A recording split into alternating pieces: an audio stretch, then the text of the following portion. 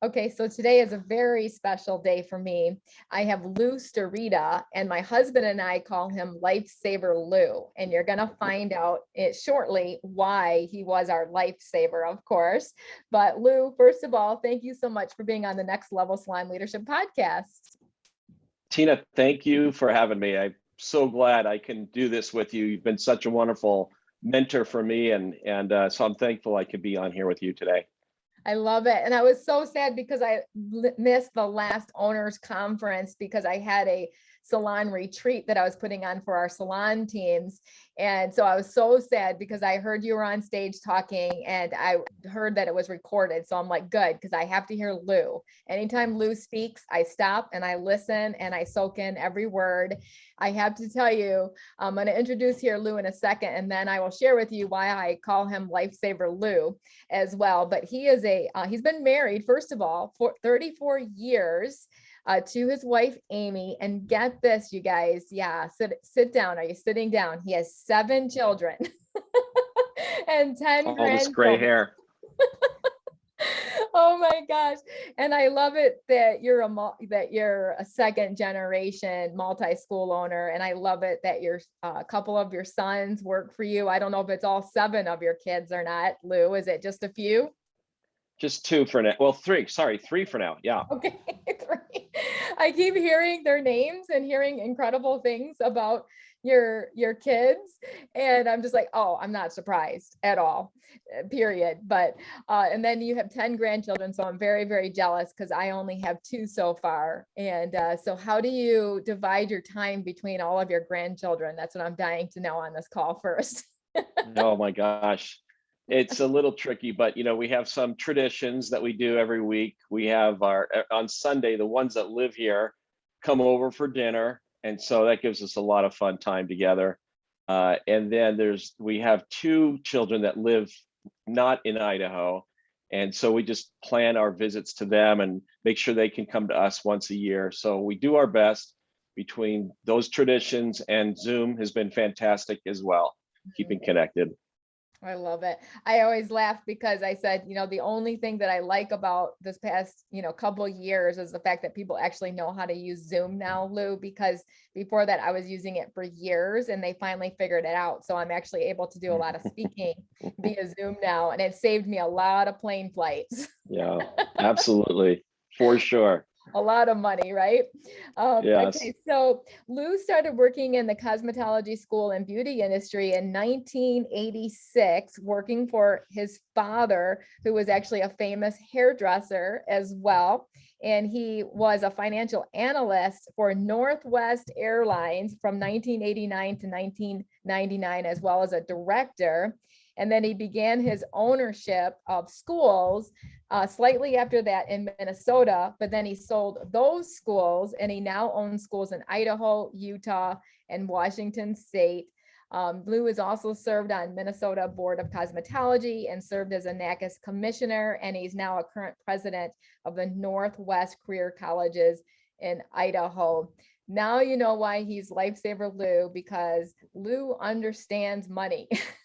He understands how to analyze numbers. And I tell you, that was the biggest mistake that I made for many, many years, not only being a cosmetology school owner, but more importantly, when I was a salon owner, because I didn't understand my numbers. I didn't even really know what a profit and loss statement was. And I remember my husband and I, he's been a lawyer, but he was never a business lawyer back then. He is now, right? But he didn't really understand the business either, but Lou did. And so Lou flew out on his own dime, his own time, and he came out and spent as much time as we needed to help us understand our numbers. So first of all, thank you for being our mentor in that, Lou, because you set us on an incredible trajectory, because back then we only owned 2 schools. Now we're opening our 5th school. So thank you, Lifesaver Lou. It was a great trip. I'll never forget it. And it's not because of the financial stuff, but just seeing how you ran your school and what I learned was invaluable, Tina. So thank you. Thank you, thank you, thank you. Yeah, and then we also got to serve on the Paul Mitchell schools as what they called PALs, right? Partner appraisal leaders, I guess it was called. And so we had like a little position with Paul Mitchell schools for a minute.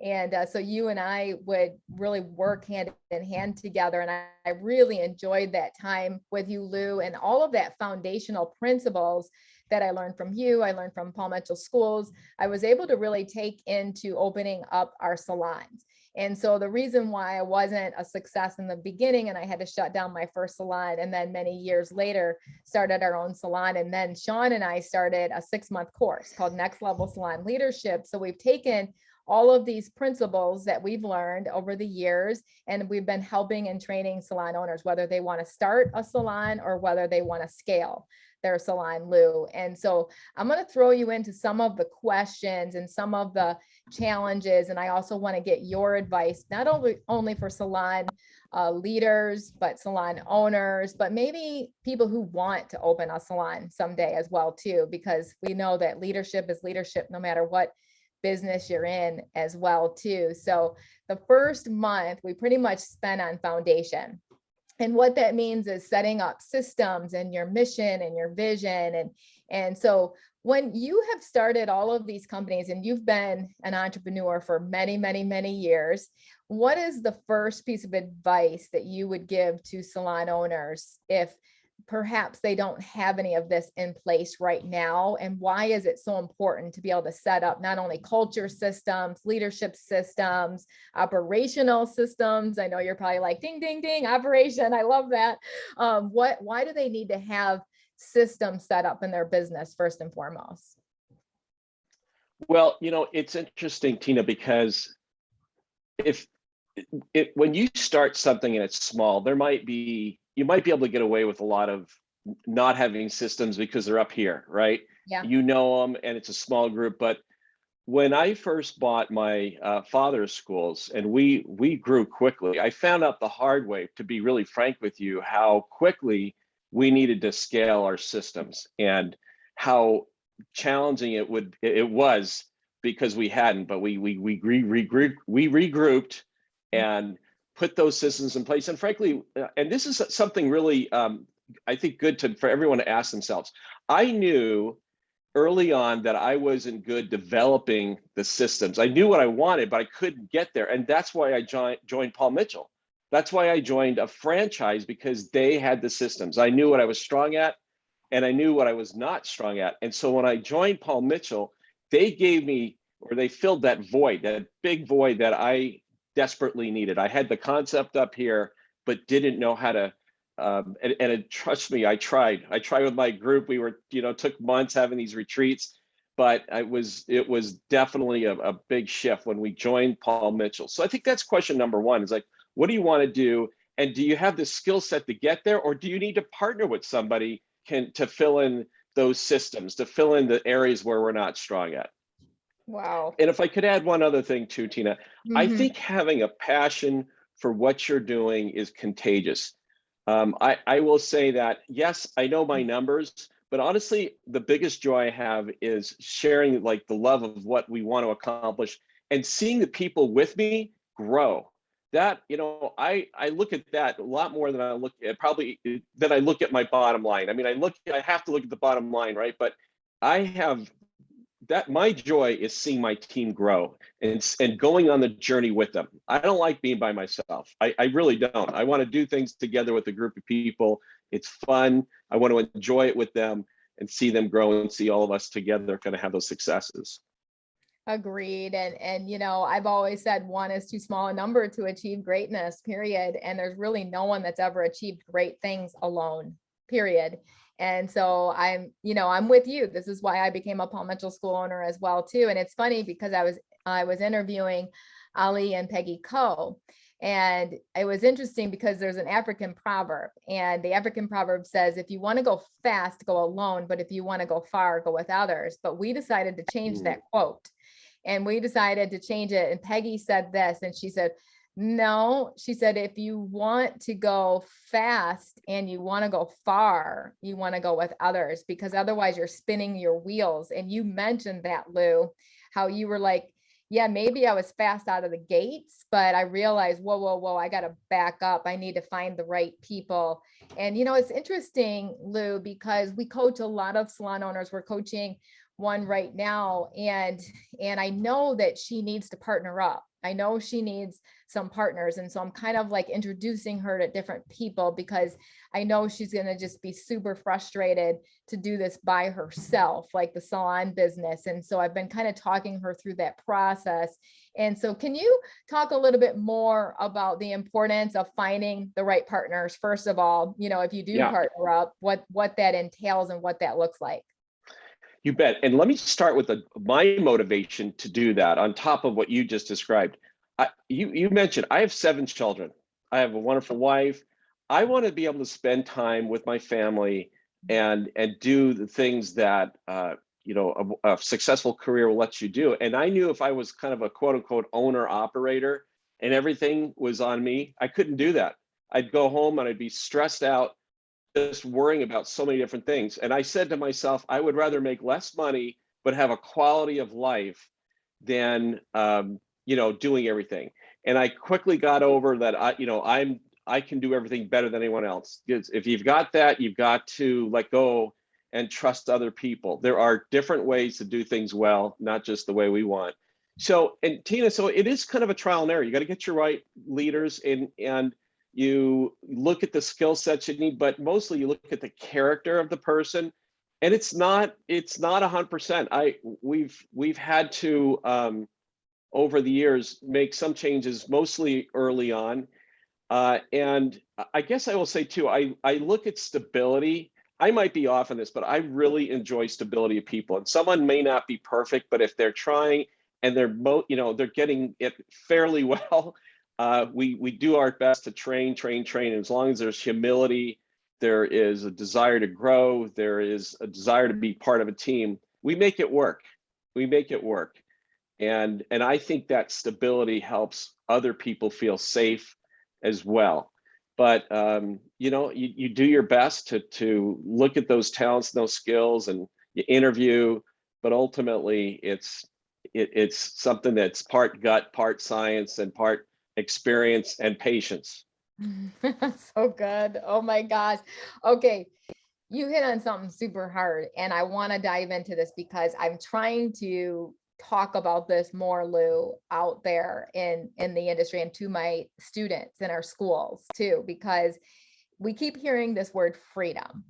And I keep hearing students or graduates say, and also stylists say, I'm going to leave the typical salon environment because I want more freedom. And it's interesting what you were saying about you actually had more freedom when you're surrounded by all the right people, right? Mm-hmm. And having more partners than when you were trying to do it alone. And so case in point, I've been telling this story all over the country and all over our podcast. We had a graduate and he professes that because he worked alone in a salon suite right out of the gate, that he ended up getting divorced. He had a little girl that they had to fight over custody. It just turned messy because he was working 24/7, right? He wasn't a part of a team. He's trying to figure things out of how he could run a business. How could he actually make money, pay the bills, support his wife, support his child? And he was just like, this is not working. And so he left that environment and he owns a salon now, with 4 chairs, and he's paying actually half the rent. So the business system of that salon suite versus owning a salon just didn't even make sense. So if you're looking at the numbers, and so let's talk about that, the business sense, like it has to make sense business wise to do something. And I think a lot of people are jumping into things so quickly without really studying the analyzing the financials before they even make a jump. So can you give advice? Like what advice do you give to your students in your schools and as well as graduates when you talk to them, or salon leaders? Okay, let's talk about pies and vacation. Okay, so when I talk about pies, we can get caught up on numbers like what percentage of every service am I making, and all these different things. But you've got to look at the size of the pie. If you're getting 90% of a little pie, that might be, and probably is less than, say, 50% of a much bigger pie. right? And so if you find yourself, well, I'll just speak for myself. I find that I'm more accountable to myself, to excellence, to quality when I'm in a team, because there's more than just me. It's probably a sad thing to say about myself, but I just perform better when I know I'm accountable, not only to me, but to others as well, in whatever capacity. So think about that too. I spoke with a very successful salon here in Boise and asked, and what I asked them, what happens to the guests when you have one of your people leave and they go on their own? And she said, they'll take a lot of their clients, but eventually the clients come back because that person who left starts lowering their standards because they're not really accountable to anybody. It's not as professional, it's not as clean, all these different things. So that's one. The other thing is, I call this the vacation factor. I want to know I can go on vacation and that my business is going to run just as well with or without me. I think that is a real mark of leadership. I think it's, again, back to quality of life. And so I want you to go on vacation and not get stressed out, or not too much, okay? But that is a great thing. And work in increments. Can you leave a few days without the place burning down? Can you leave a week, then get to 2 weeks, then get to a month? I once had a medical emergency a while ago, and I was so thankful that, and I was out. I was out longer than anyone thought I would be, but my team ran that place. In fact, I would say it was probably better, to be really honest with you. It was probably better with me gone, but that's what we want to get. And that gets to, just think about what it does for your team and how it empowers them and the satisfaction they have of knowing that they can make decisions, that they're making a difference. So that's, I guess that's how I look at it. I don't even know if I answered your question properly, Tina. If I got off course, let me know. I love it, because I always ask the students when I meet brand new classes, I always say, okay, do you want to make money when only you're doing the work, or would you like to make money when you're on vacation sitting on the beach? And they all say on vacation sitting on the beach, but then majority of them end up doing work on their own. It's like, no, that's not a true business owner. You're a solopreneur then. So is that really, really what you want? And, great. If that's really what you want, then make it happen. Do it. Right. But I can show you a different way. Lou can show you a different way. Right. Salon coaches, people who've gone the way, can show you a different way. And you hit the nail on the head. I'm the same way, Lou. Like, there's no way I could ever work alone. I just couldn't. This whole isolation thing of even just being on Zoom and not being around people, that just did me in. And also, I love the fact that you said, what really type of environment are you setting up for your client?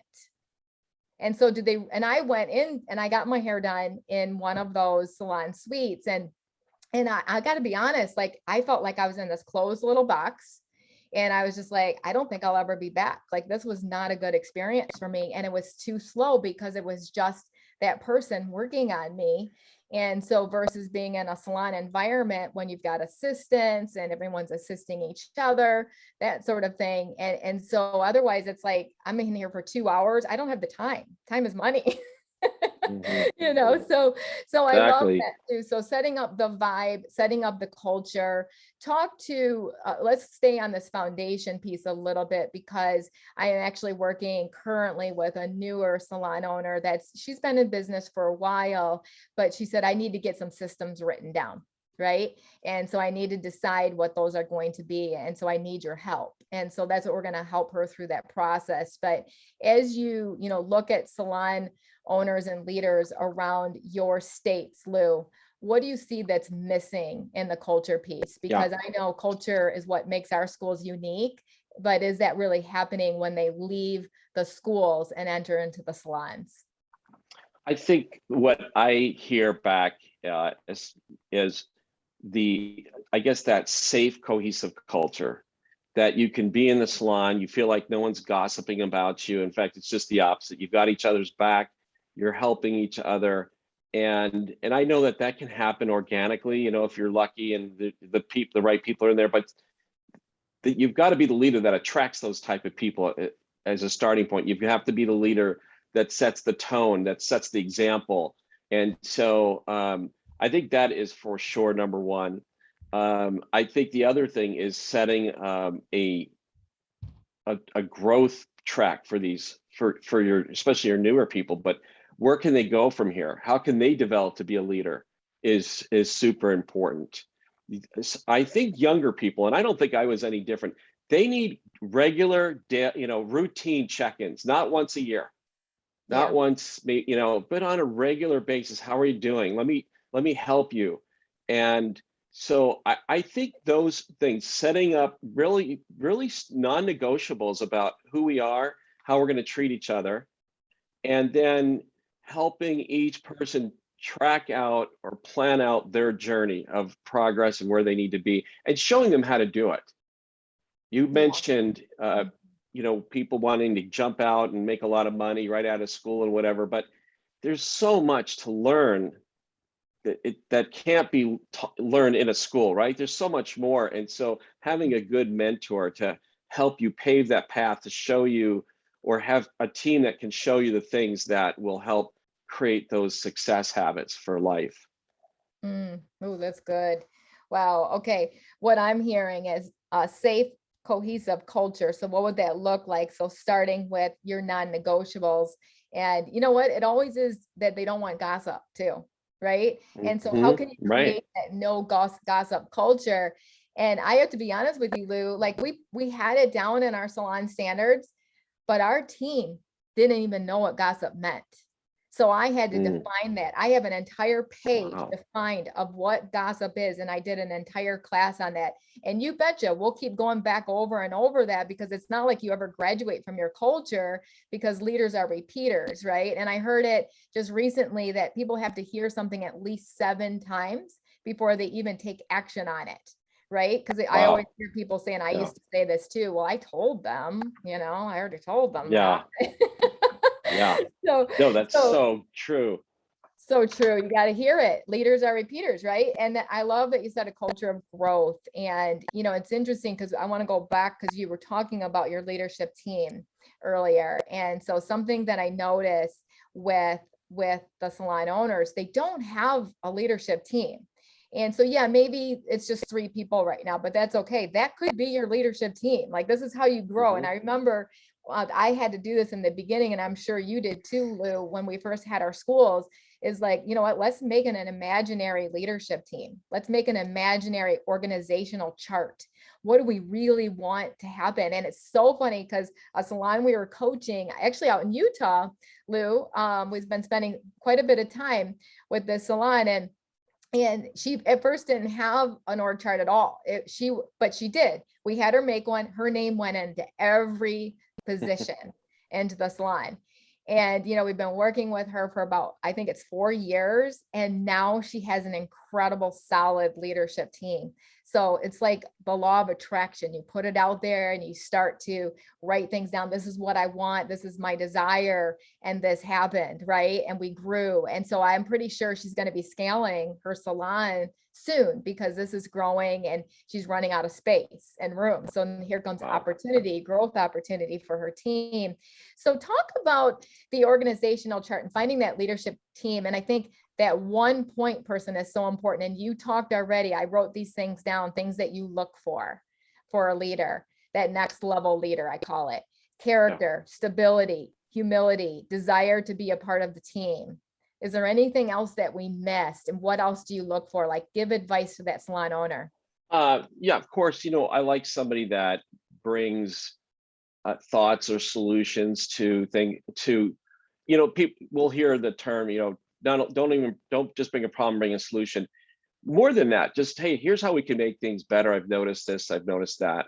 I like, this is in the ideal world, it doesn't always work out perfectly, but I love to give people kind of incremental opportunities to show leadership. And that way we don't take someone that's amazing, say at one position, and then throw them into something that they're not ready for, and it's a terrible experience, and you'll lose them.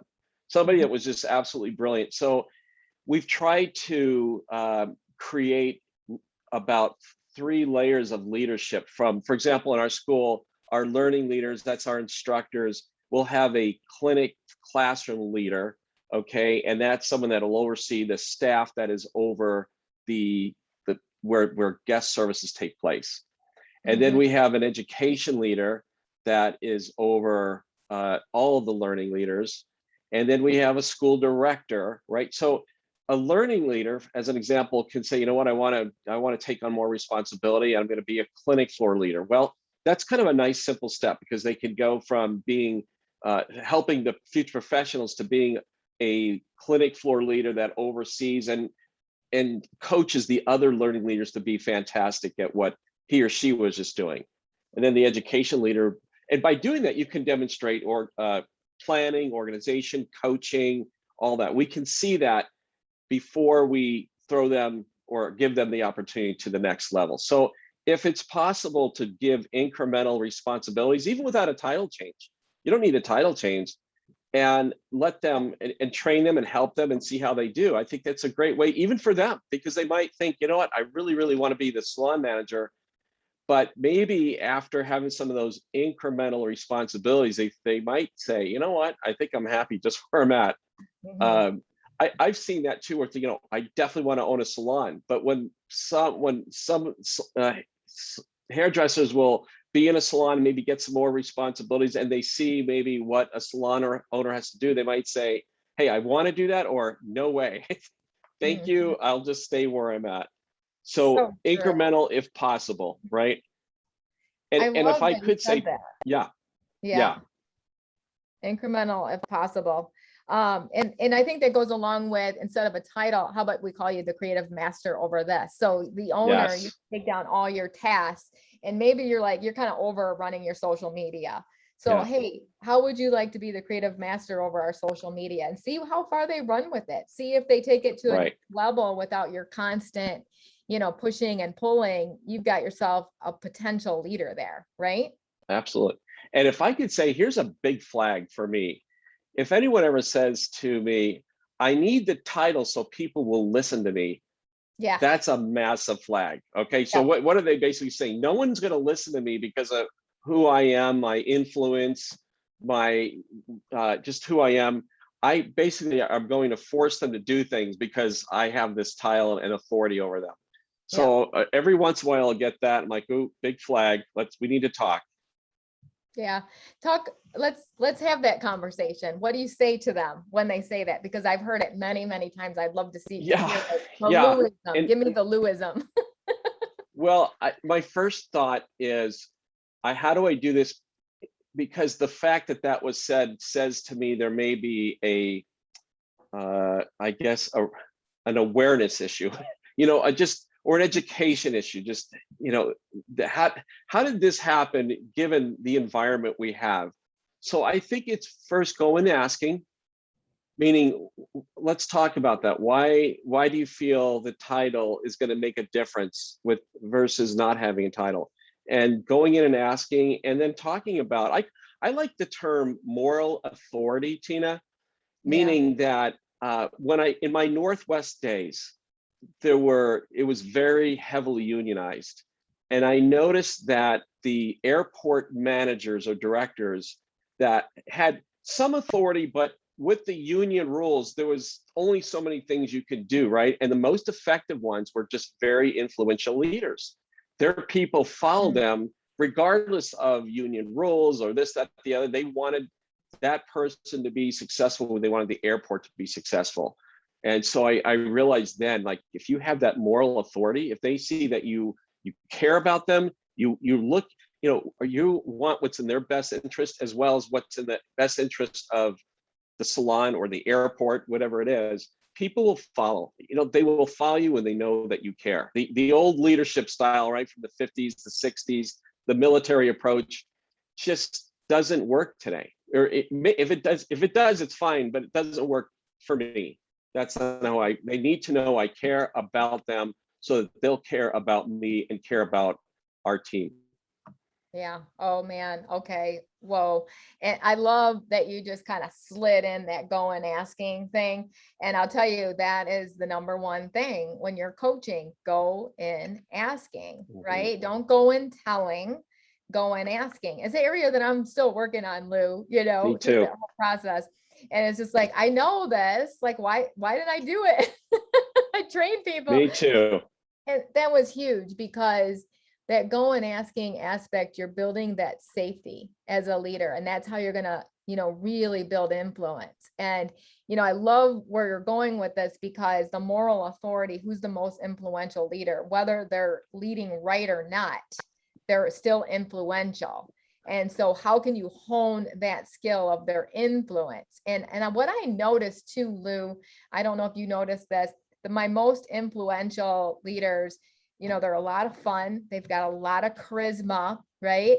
And they're people pleasers, but they have a hard time holding people accountable. But I tell you what, when I've been able to get those people to learn how to hold people accountable and to have those hard conversations, they become unstoppable leaders. And I notice that all of my companies grow to the next level. So those are the ones that I want to spend my most time with, those influential. I love the people pleasers because I'm like, if I can get them to have the hard conversation, they're going to get their people to move the needle so much quicker. Again, we're going back to the accountability and responsibility piece we were talking about earlier, Lou, which is so crucial. We all need that. How many of us on this call can say, man, I'm so good at dieting and working out, I don't need accountability? I don't think anybody. For sure. Yeah. Right. Yeah. So talk more about that piece because, how do you train your influential leaders that are people pleasers to have those hard conversations? I'm going to be really honest with you, and I hope you don't mind me saying this. That what you just described, what you look for, that's me. In other words, that hard coaching, or not, let me say that differently. Holding people accountable has been one of my challenges. And so I've worked myself with coaches to help me do that. And I have even blind spots to this day with that.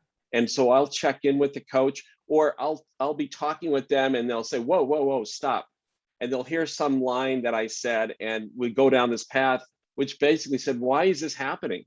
Well, because I have an aversion to wanting to get into to say something that's a little more difficult. And and so learning to know what our blind spots are, and then working with somebody to help us get around. Now, to answer your question, Tina, because I know I'm not the best, and I hope I'm not taking away any of my credibility here, but I have a coach in our that works with us that helps my team do that.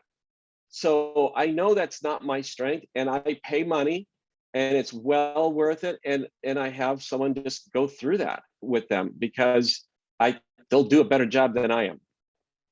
And so hopefully one of these days, I should say hopefully, but but something I do need to be better at. I kind of know it up here, but it's one thing to do it. It's another thing to know it, nothing to do it. So, yeah. Yeah. No, I'm with you 1,000%, because that's what I've always done. I've always had a coach in my back pocket, my left side and my right side, and pulling them out. Right. And so using them as helping our team to go to the next level. And then of course, as you know, I invested in myself to become a coach, and I never thought in a million years that could be a strength of mine ever, Lou, and then I just did an assessment and that was my number one strength. And I'm like, I think I still have a lot of work to go on that one. But I was like, well, I guess if it's the number one strength, I've grown a little bit, but that's been very intentional. And it's been getting myself in really uncomfortable positions and having those heart-wrenching, gut-wrenching conversations and I feel like I need to have those, Lou, so that I understand what my team's going through and I have a little bit more empathy with them. I think, and Tina, just as a side note, I am just, one of the reasons I say you're my mentor is because I've known you early on, right? I mean, I've known you almost 20 years, and the work and the education and the practice and more work and money, you are a phenomenal, I love how effective you are, but I love the journey that you were on. I mean, anybody that says, oh, I could never do this or that, look at Tina. I mean, it's incredible I love what you've accomplished. It's so amazing to me. Thank you, Lou. And it really has been a lot of fun. And that's why my heart is just bleeding for salon owners because I understand exactly what they're going through because I've been there, done it. I still am sometimes. There's some moments I'm like, oh man, what did I do? What's happening? So let's talk Exactly. about Yeah. fixing your leadership. And what do you want to give to salon owners right now? Because I don't know if you follow too many platforms. I'm a part of 2 coaching communities. And the biggest challenge right now that I'm hearing is hiring, and that there's no one to hire out there, Yeah. and everybody's quitting. And I've known this for many years, that people don't quit companies, they quit leaders.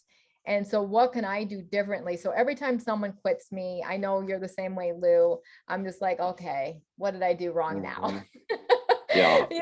Where's my list? How can I fix my leadership? What kind of system do I need to set up? Right. And hmm so I have a whole list of things. So talk to salon owners right now. What are you seeing Yeah. that you think they should know? First, there's a lot of pressure on people, just from all over due to COVID, family pressure, health issue pressures, pressures from guests that have different opinions, and there's political pressures. And so I think we need to be mindful of that. People may say things that they don't really mean just because they're just under a lot of pressure. I think we're all under it. Mhm. 2, I found, and this just happened a few weeks ago. In fact, after this call, I'm going to continue what I'm about to tell you, but I'm doing I'm calling it a thank you tour, where I'm leading with every one of my 120, 130 employees. Actually, with our acquisition this Friday, this next week, it'll be about 140. And I'm Wow. looking them in the eye, and with their school director saying, thank you. How are you doing? Tell me what you're feeling. How can we make, how is there anything we can do to support you? And I've been giving them gift cards of different varying amounts depending on who they are, what they are. And I cannot tell you the tears that I've seen, the thank yous of just like, thank you so much for listening, and this means so much to me.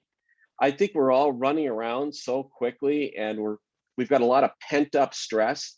So to give somebody permission to just sit down, look them in the eye and see, how are you doing? Thank you so much. I know how hard this is, or I can't imagine how hard this is for you. Here's a gift certificate too. I know this is so little compared to what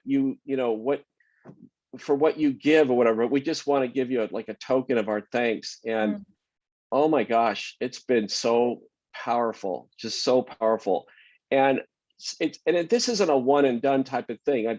We just need to continually, I think continually to be there for and support our team and be available and say thank you, and just find different ways to encourage and be a backup for them emotionally, if possible. Yeah. It's interesting because I'm going to steal that, by the way. I love it. Every bit of it. Sean's going to be like, oh no. Okay. Tina on her thank you tour. I love that because I love to have lunches and coffee with different team members. I always let my directors tell me, who do I need to meet with this week? Because I love coffee and I love lunch. So Yeah. it's a fun time for me, of course, to spend time with our team. But that's so huge because we do the exit interviews, and I have to keep reminding my team to do the exit interviews too, because a lot of times they forget, because I want to see what they're saying and see like if they're going to be honest, but I think the number one thing in all of our companies that we keep hearing, that they just didn't feel acknowledged. They didn't feel like we appreciated them. And you know what? Yeah. If you read a lot of books, they always say that's the number one reason why people will quit companies, because they don't feel right that we Yeah. have gratitude for them. Have you seen that as well too, Lou? Oh, for sure. For Yeah. sure. During that thank you, the one that I mentioned, I actually had one, probably one of our best, if not the best learning leader was quit. And after I asked her to come in, and after talking to her, and it's not like how can I put this? I don't want to say that we weren't doing a good enough job, but she just needed a lot more.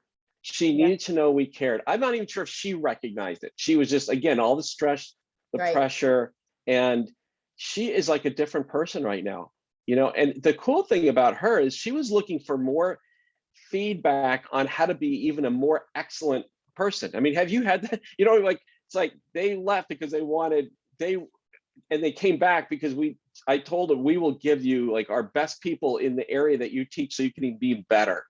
And so I agree with you, and I think we have to. I think you made the point, like how do we're all trying to hire more people, but I think we need to put a lot of focus on our current people.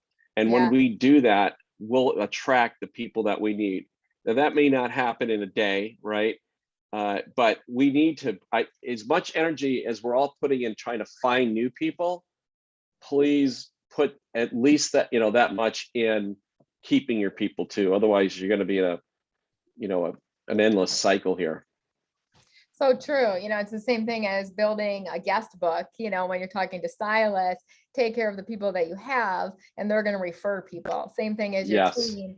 Take care of your team, and they're going to refer people. I mentioned earlier we did a salon retreat, and I'll tell you, tears were flowing for 2 days, starting with me, right? And it has to start with the leader. Like they have to see your heart. And to be honest with you, Lou, I didn't know if I wanted to go there on sharing my heart. Like I was kind of hardened.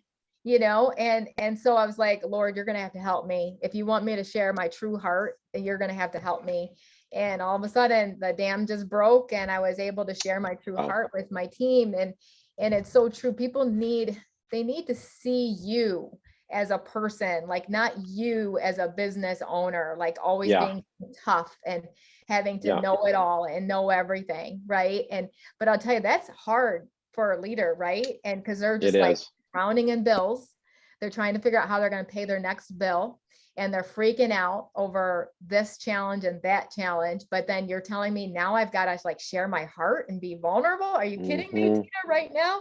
What advice do you give yourself for this, Lou, and salon owners and your leaders as well? Yeah, I will tell you, I think this is one part of leadership for me that's been a little bit easier. I've never how can I put this? I lead because that's part of what I do and what I love to do, but I've never been one like I have to have the power. I want to be in charge, that sort of thing.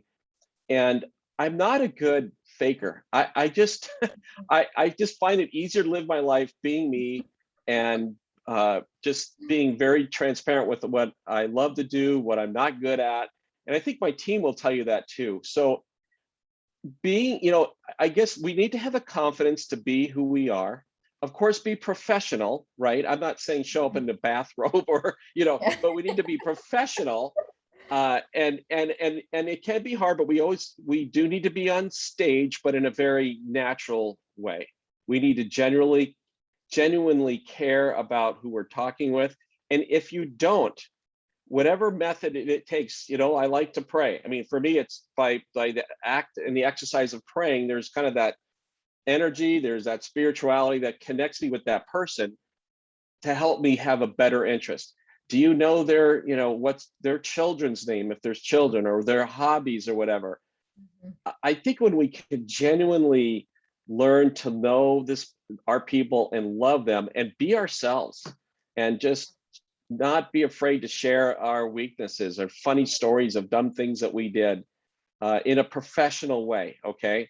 I'm not saying we're chummy to a point where we lose respect, but I think that has helped me quite a bit. And I think people identify with others when you feel like you're getting the real deal. Yeah. It's not, who is, as opposed to who is this person? Wow. Okay. This is huge because we talk a lot about this in Fixing Your Leadership Month, right? Of course, we could spend 10 years, of fixing your leadership plus, right? Because I'm still working on my leadership. And I love what you're saying, because we talk a lot about building appropriate, solid relationships with your team. And you said it right, of doing it professionally to not lose respect. What are some ways that you've seen? Let's talk to salon owners and leaders right now. How do you think that they could be losing respect from their team members and thus they're leaving? I think first, how you conduct your life. I don't mean to sound, I'm an imperfect person, so I don't mean to stand on some soapbox, but I think you've got to have integrity. We need to be honest. We need to be, I can honestly, like, I can tell you when I've talked to my staff, if I make a mistake, I'll tell them I made a mistake, Yeah. because I'm not smart enough to remember, anything but what really happened. I could barely remember things that happened, let alone, making things up. But I mentioned I'm married 34 years. I think it helps. I mean, I don't know, maybe I'm wrong with this, but I think it helps them to know I love my wife. Yeah. And that, and I'm a family man. And that, guess what? My kids are not perfect. We have struggles. We do this and that and the other, that are, some things are good and some things aren't as good. But I think they want to have people to lead them that they feel like have integrity, not cheating on their taxes, not, skimming cash, right? Not doing things that you don't feel good about.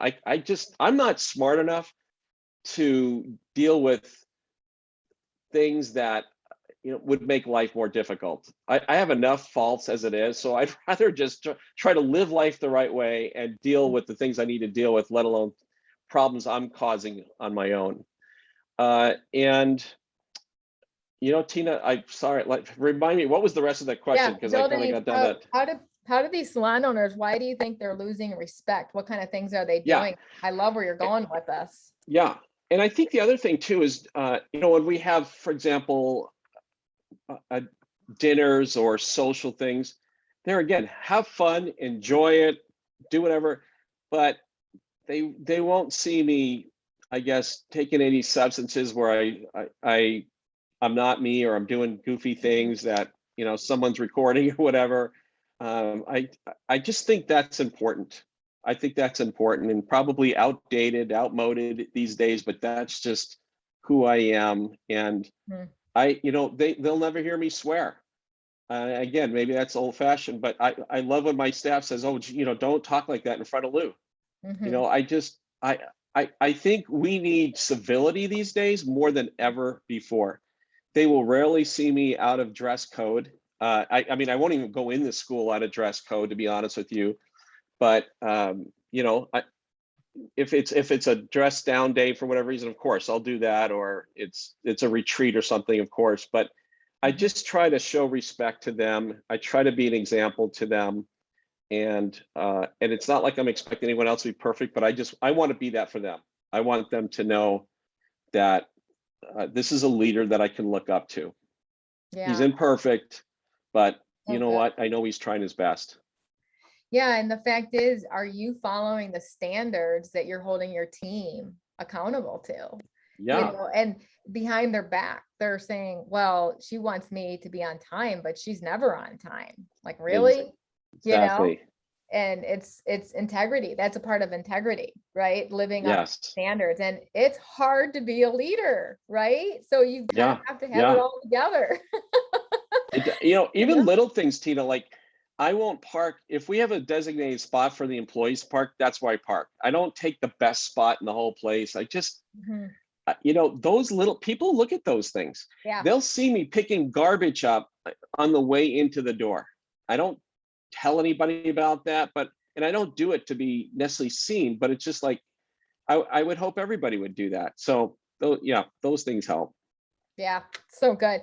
Yeah. I loved everything up to parking next to the building, because I never want my hair to get wet. So I'm always parking right. I actually park in a bad spot right next to the building. Yeah. My staff cracks up because they're like, oh my gosh, Tina, you're going to get a ticket. Exactly. Yeah. I'm like, well, you know what? I got these high heels and I don't want my hair to get wet. It's hilarious. That's good. I love it. This is so huge because this is everything. So I know that everyone listening to this, Lou, is learning so much and taking a ton of notes. This is incredible. So I know we're down towards the end of us here for our conversation. But first of all, how can people find you, Lou? You can find me at, my email is Lou, at boise.paulmitchell.edu.